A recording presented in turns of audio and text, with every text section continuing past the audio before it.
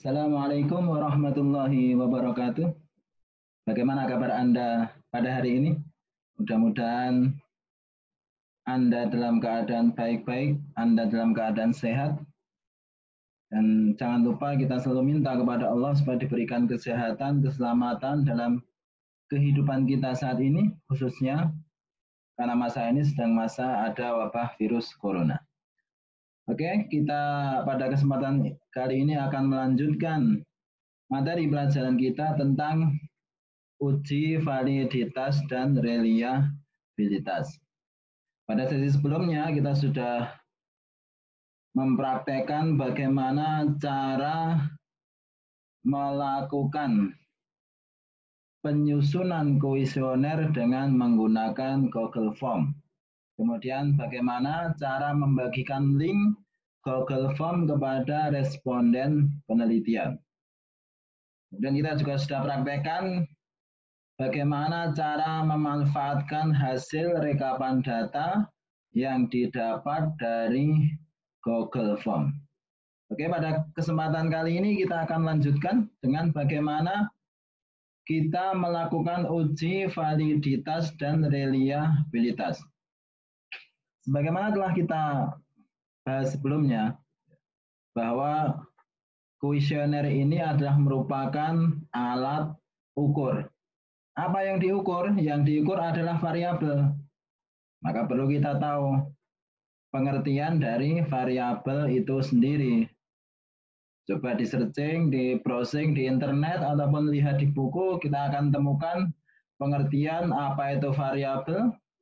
Variabel adalah sesuatu dalam tanda kurung, tanda kutip yang sedang kita teliti dan mempunyai nilai, dan nilai itu berubah-ubah. Karena nilai itu bisa berubah-ubah, maka perlu kita melakukan pengukuran sehingga kita bisa mengetahui berapa nilai variabel yang akan kita teliti. Ada mungkin variabel usia, gitu kan ya. Maka sebagai patokan pengukurannya adalah waktu, gitu kan ya, waktu mulai lahir sampai waktu ditanya usianya berapa. Gitu. Kemudian ada variabel berat badan, maka alat ukurnya bisa menggunakan timbangan. Kemudian tinggi badan, alat ukurnya bisa menggunakan meteran. Ada juga variabel-variabel lain yang pengukurannya menggunakan kuesioner, seperti kepuasan kerja, seperti motivasi kerja, kemudian komitmen organisasi, ataupun beberapa variabel yang dibentuk oleh indikatornya. Oke, akan kita langsung saja pada pembahasan bagaimana cara melakukan uji validitas dan reliabilitas. Kita akan buka pada materi yang kemarin sudah kita bahas. Uji validitas dan reliabilitas, kita sudah punya kuesionernya.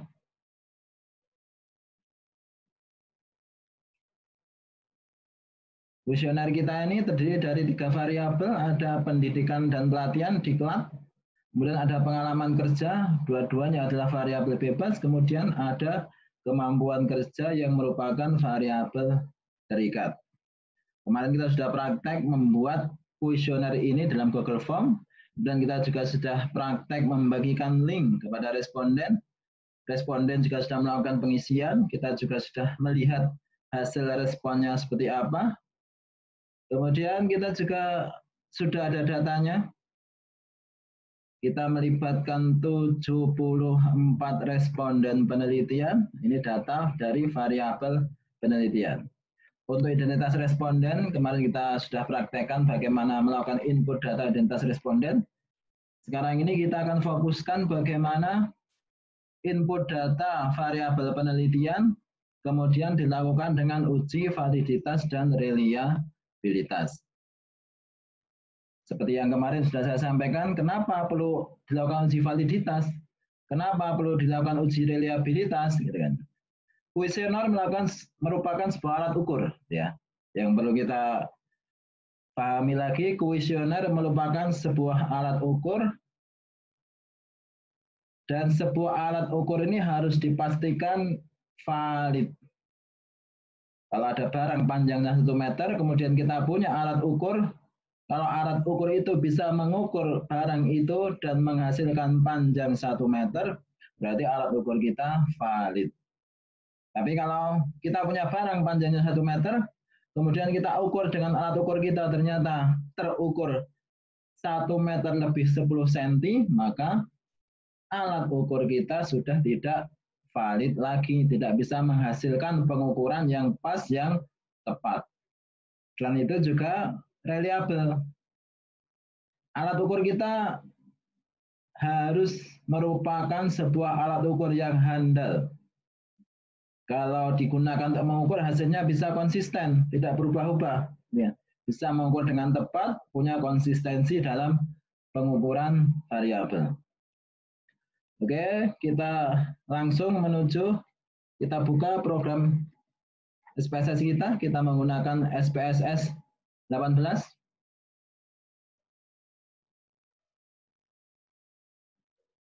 Pada pertemuan sebelumnya kita juga telah belajar bagaimana melakukan input data pada program SPSS, bagaimana kita memberikan nama pada variabel penelitian. Oke, pada kesempatan ini kita file di Excel kita juga sudah ada namanya. Kita tinggal mengcopy paste satu-satu nama dari variabel kita. Ada X11. Ini hanya sebuah kode, sebuah simbol pemberian nama variabel. X1 ini adalah variabel bebas ke-1. Kemudian 1 belakangnya adalah nomor pertanyaan. X12 yang berikutnya adalah variabel bebas pertama untuk pertanyaan kedua. Begitu selanjutnya, pemberian nama ini hanya untuk memudahkan kita dalam mengenali indikator variabel. Ini namanya indikator ya. X11, X12, X13, X14, X15 ini adalah indikator. Kemudian X1 di sini adalah baru variabel pendidikan dan pelatihan. Yang kita ukur dalam kuesioner adalah X11 sampai X15, sedangkan X1 ini merupakan nilai average atau nilai rata-rata. Ditambahkan nilai X11 sampai X15 kemudian dibagi dengan 5. Oke, begini, ini X11. Kemudian kita buka kuesioner kita beri nama, label pada masing-masing pertanyaan yang ada di SPSS. X11 adalah untuk pertanyaan seperti ini nomornya muncul ya.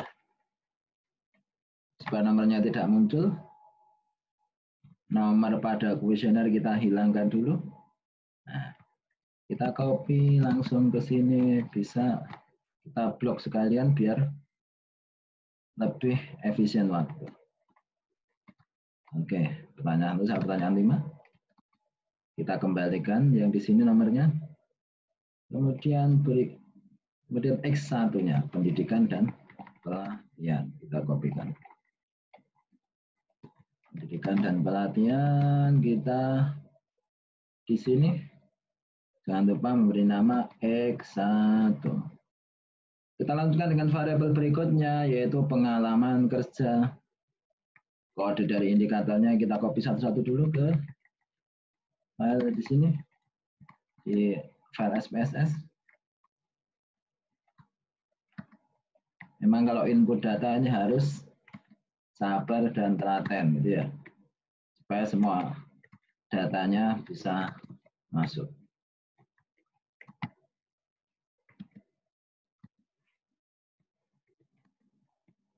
Oke, kita kasih nama di kuesioner sini ya.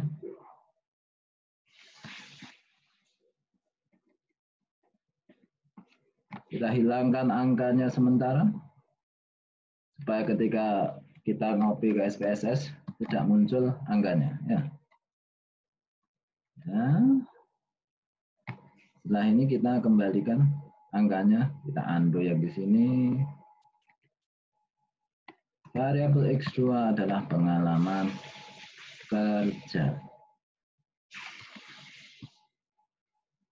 Dan kita kembali ke Excel kita. Untuk variabel Z, biasanya, ini biasanya ya, variabel bebas kita berikan kode X, variabel terikat kita berikan kode Y. Ini hanya sebuah kesepakatan, bukan aturan yang baku. Sehingga mungkin nanti di tempat lain, kodenya bukan seperti ini, tidak masalah. Yang penting ada deskripsi penjelasan dari masing-masing kode tersebut. Oke, kita selesaikan untuk masukkan datanya.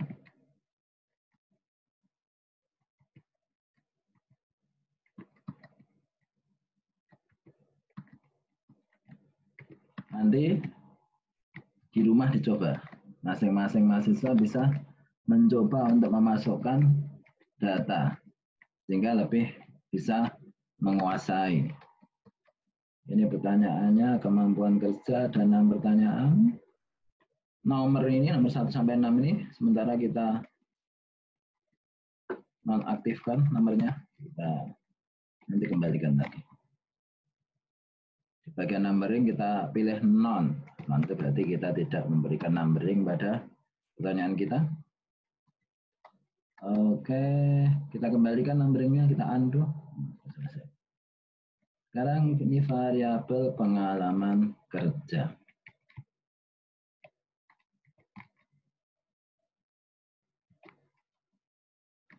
Pada file Excel, X2 serta Y dihitung sama seperti pada X1. Ini kita coba lagi. Ini kita pakai average ya. Dalam Excel ada rumus untuk menghitung average.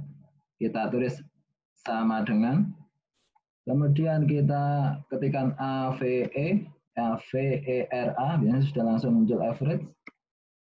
Kita kasih tanda kurung, buka, kemudian kita kurung tutup. Nah, sudah. Ini kita sudah dapatkan nilai average. Sama dengan yang Y juga begitu. Kita sudah dapatkan nilai average. Kita sudah selesai memberikan nama pada indikator X11 sampai X15, X21 sampai X25, Y1 sampai Y6. Kita juga sudah memberikan nama pada variabel X1, X2, serta X3. Kita beralih pada sheet data view. Nah, ini sudah kita dapatkan nilai nama untuk masing-masing indikator dan variabel. Kita sudah ada datanya, tinggal kita blok datanya, kemudian kita copy, terus kita paste di file SPSS.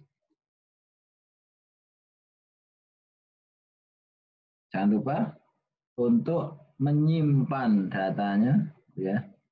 Kita simpan datanya pada video 2 data kuesioner uji validitas reliabilitas. Data praktek uji validitas dan reliabilitas. Oke. Kita sudah dapatkan datanya. Kemudian bagaimana cara kita melakukan uji validitas dan uji reliabilitas, gitu kan ya. Biasanya dalam sebuah penelitian sebelum kuesioner itu disebar, dilakukan uji validitas dan reliabilitas terhadap 30 responden penelitian. Terhadap 30. Misalkan kita punya sampel 200 sampel, 200 responden, maka terlebih dahulu kita sebarkan kuesioner pada 30 responden dulu, kita uji validitas dan reliabilitasnya, kemudian kita analisis mana indikator yang valid, yang reliable, kemudian kita pakai yang tidak valid dan tidak reliable, indikator itu kita buang, tidak kita pakai. Setelah kuesioner kita fix, valid dan reliable, baru kita sebarkan pada 200 orang responden penelitian kita. Tapi untuk menyingkat waktu, kita punya 74 data, kita langsung uji validitas dan reliabilitas pada 74 data yang sudah kita kumpulkan. Kenapa uji validitas dan reliabilitas perlu dilakukan di depan? Karena kita harus memastikan dulu kuesioner kita bagus, kuesioner kita valid, reliable, Kemudian baru kita sebar pada 200 orang. Jangan sampai nanti setelah disebar kepada 200 orang ternyata kuesioner kita belum valid, kuesioner kita belum reliable. Ini ya. Kemudian bagaimana cara kita melakukan uji validitas dan reliabilitas? Masih pada analisis. Ada beberapa cara untuk melakukan uji validitas dan reliabilitas. Dalam kesempatan ini, untuk uji validitas akan kita gunakan korelasi bivariat. Kemudian untuk uji reliabilitas akan kita gunakan ini skill, kemudian reliability analysis. Kita langsung praktek saja untuk uji validitas. Analisis, korelasi, bivariat. Kita pilih ini ya. Indikator X11 sampai X15, kemudian dengan X1-nya geser ke kanan, kemudian langsung oke. Hasil yang kita lihat adalah hasil yang paling bawah. Melihat hubungan antara indikator dengan variabel. Bawah ini sebenarnya sama dengan data yang ini. Jadi bisa dilihat pada bawah ini atau pada kolom paling sebelah kanan. Garis sebelah bawah atau kolom paling kanan. Yang kita lihat pada signifikansi. Indikator variabel ini disusun oleh indikator. Sehingga variabel ini harus punya hubungan yang signifikan dengan indikatornya. Dengan kata lain, indikator dia mewakili variabel, gitu ya. Kita lihat indikatornya X11, signifikansinya 0,000. Ini juga X12, X13 sampai X15 0,000. Sehingga dapat kita ambil kesimpulan untuk indikator X1 terdiri dari 5 indikator, semua adalah valid. Batasnya 0,05 yang biasa kita gunakan. Sehingga ketika nilai signifikansinya kurang dari 0,05, maka indikator itu valid. Oke, untuk lebih jelasnya kita bikin analisnya sekalian di Microsoft Word.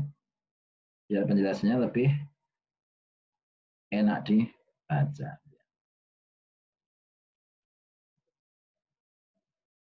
Orientasinya kita panjangkan saja karena tabelnya cukup panjang supaya cukup. Uji validitas dan reliabilitas. Uji validitas dan reliabilitas. Ketentuannya apa? Ketentuan valid jika nilai signifikansi, korelasi atau hubungan. Correlation atau hubungan indikator dengan variabelnya kurang dari 0,05. Kemudian reliable jika nilai Cron-Batch alpha lebih dari 0,6. Save hasilnya di video pembelajaran.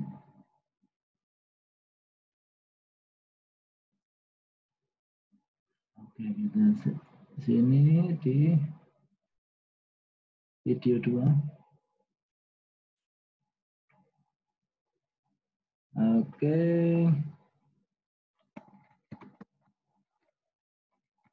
Kita lihat pada baris ini ya. Ternyata semua indikator membentuk korelasi yang signifikan dengan variabelnya. Oke. Kita kasih nama satu-satu ya. Uji validitas variabel diklat. Berikutnya uji reliabilitas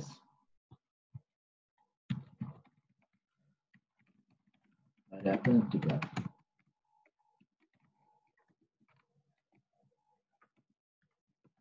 Oke, untuk reliabilitas kita tadi pakai analisis, kemudian skill kita ambil reliability analysis. Kalau dalam validitas tadi variabelnya ikut dipilih, kalau sekarang kita pilih hanya indikatornya saja, ada X11 sampai X15.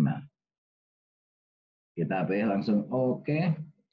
Berapa nilai Cronspach alfanya? Ternyata nilainya 0,761.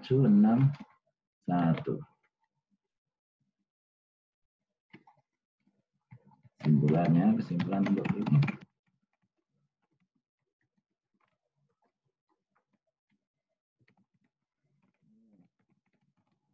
Korelasi indikator dengan variabel.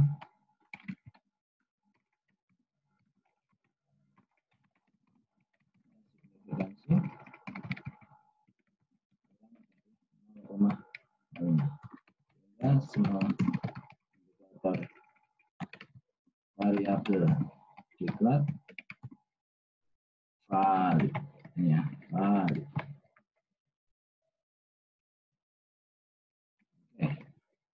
Ini untuk reliabilitasnya, kesimpulannya apa kesimpulan? Sebagai patokannya adalah nilai Cronspach alpha lebih dari 0,6. Nah, kita dapatkan nilai Cronspach alpha 0,761 besar dari 0,6, sehingga variabel diklat value.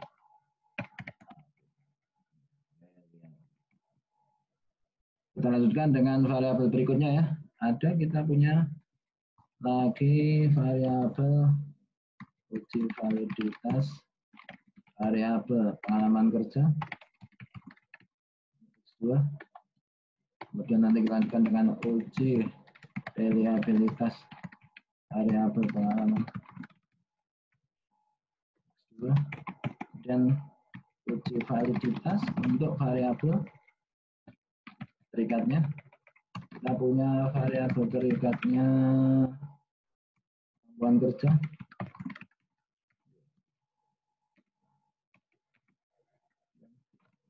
Uji reliabilitas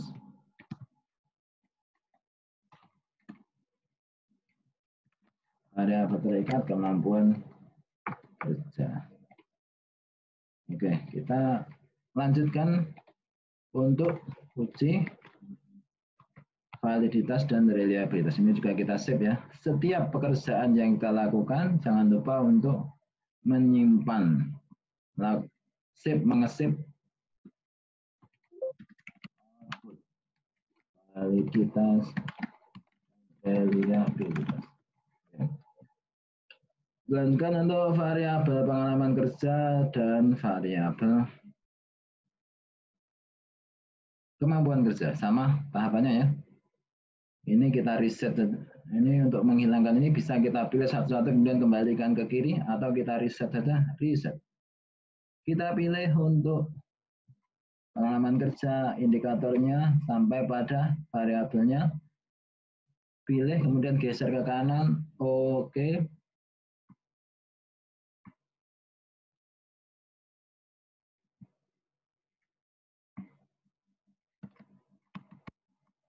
Kita pindah ke Microsoft Word. Berapa yang kita dapatkan? Ternyata sama. Semua mempunyai nilai signifikansi kurang dari 0,05. Kesimpulannya apa? Kesimpulannya sama ya. Kita copy paste saja biar cepat. Kesimpulan. Biar pengambilan kesimpulannya kata-katanya sama ya. Tapi kalau sama kan kita tulis rapi. Kesimpulan. Variabel pengalaman kerja. Dan untuk reliabilitas, kita tadi pakai yang skill reliability analysis. reset supaya kosong. Kita pilih indikator untuk pengalaman kerja, pindah ke kanan. Oke. Kita dapatkan reliability analysis. Reliability statistik. Taruh di sini. Kemudian kesimpulannya kita ambil di atas.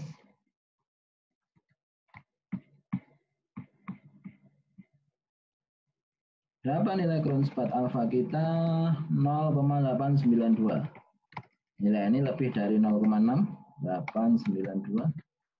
Sehingga variabel pengalaman kerja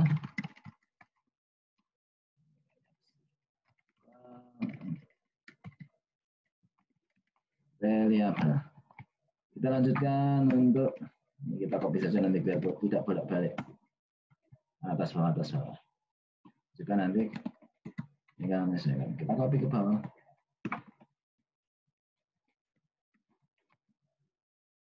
Untuk variabel kemampuan kerja, tahapannya sama, analisis, korelasi, bivariat. Kita reset supaya bersih pada bagian sebelah kanan. Kita pilih indikator, maaf, kalau ini disertakan juga, kalau uji validitas, variabelnya kita sertakan karena kita ingin melihat hubungan antara indikator dengan variabelnya. Oke. Kita lihat 0,00. Ternyata hasilnya juga semua indikator variabel kemampuan kerja. Karena apa? Karena korelasi indikator dengan variabelnya nilai signifikansinya kurang dari 0,05. Kita lanjutkan dengan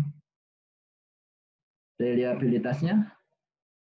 Analisis, skill, reliability analysis, kita reset biar bersih pada bagian sebelah kanan. Kemudian kita pilih indikator kemampuan kerja, kita lihat hasilnya berapa? 0,873. Berapa hasilnya? 0,873.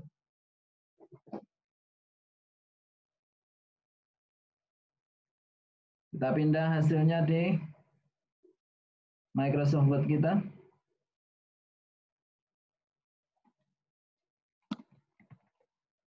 Oke, kesimpulannya seperti apa?